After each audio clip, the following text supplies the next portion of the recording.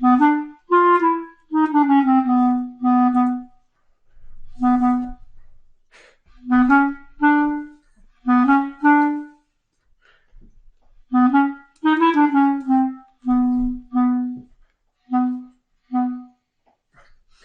and welcome to the live weekly warm-up.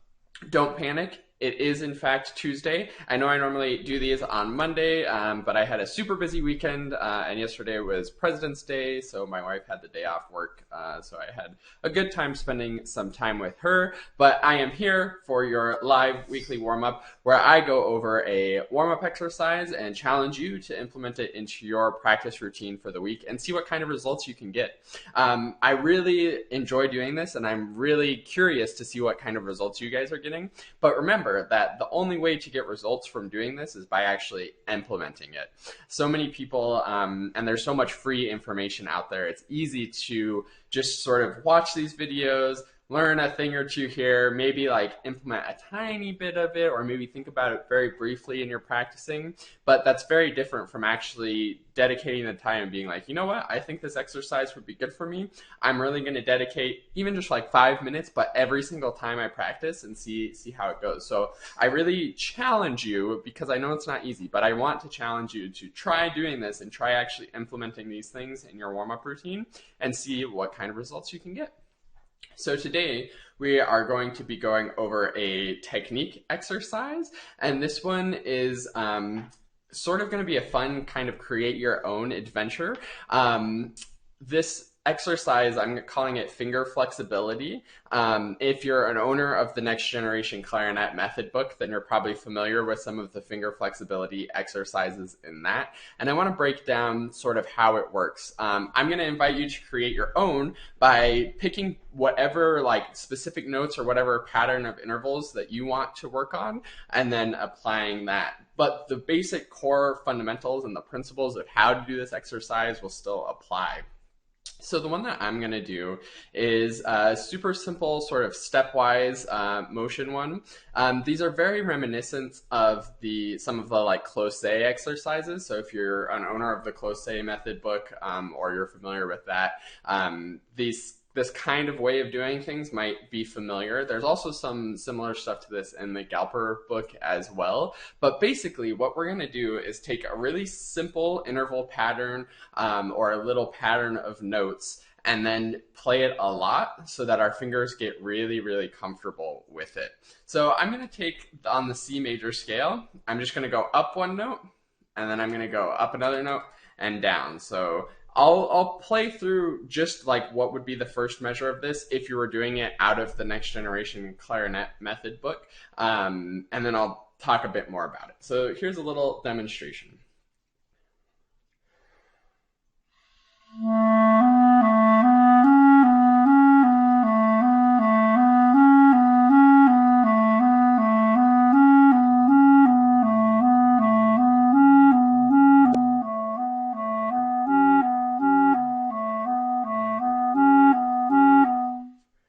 So you can see that would be like one measure of eighth notes basically. And I repeated it lots and lots and lots and lots of times. And that's the secret to doing really good finger flexibility exercises and actually getting value and benefit out of these. The whole pattern would then continue that pattern up on the next note.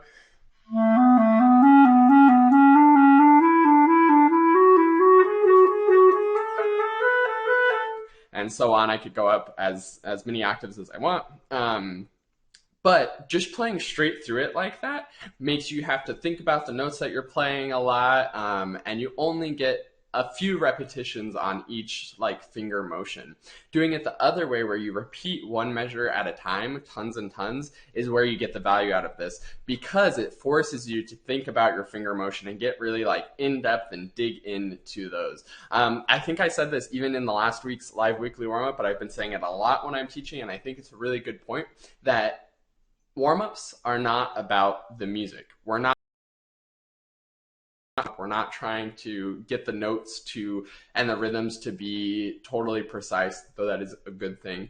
But we aren't doing it for the sake of the music. We're doing it for the sake of the clarinet playing. So you can do whatever you want to the music. You can go half tempo, you can do dotted rhythms, you can do all kinds of different things. But what counts is that you're getting that finger motion steady and in control and building the confidence with it. So something that I might be thinking as I'm sort of going back and forth with this finger motion is thinking about, am I being really precise and in time with my motion? So even though I said it's not about the music being super precise, this motion does have to be precise. So you see how that's like a little bit different. We get the same result of smooth, steady rhythm, but in one way I'm doing it for the sake of the music because the music needs steady rhythm, which is true of music, but it's not true of warm-ups. But what is true of warm-ups is that we need this finger motion to be steady.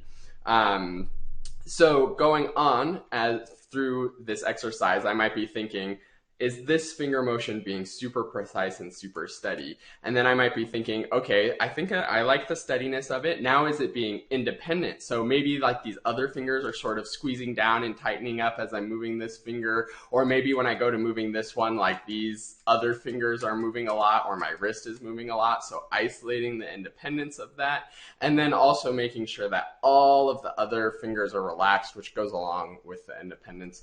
And then I just do that until I'm so 150,000% confident that I have this simple finger motion down. So the cool thing with this exercise is that it's not really even a set of notes that you have to play, but it's this concept of doing these small motions. And yeah, I see Sean Perrin in the comments. Musicians are athletes of the small muscles, and exactly that's what this is about. So you can do it on any exercise you want. You could even take your like scales and thirds, because that's like a specific interval pattern, and do the same thing where you isolate that, either maybe 2 of the intervals, repeating them a bunch, or even just one. So maybe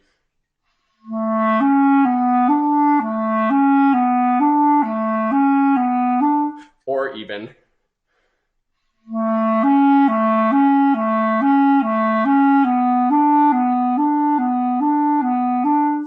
and making sure all of those things we talked about with the finger motion is going really well.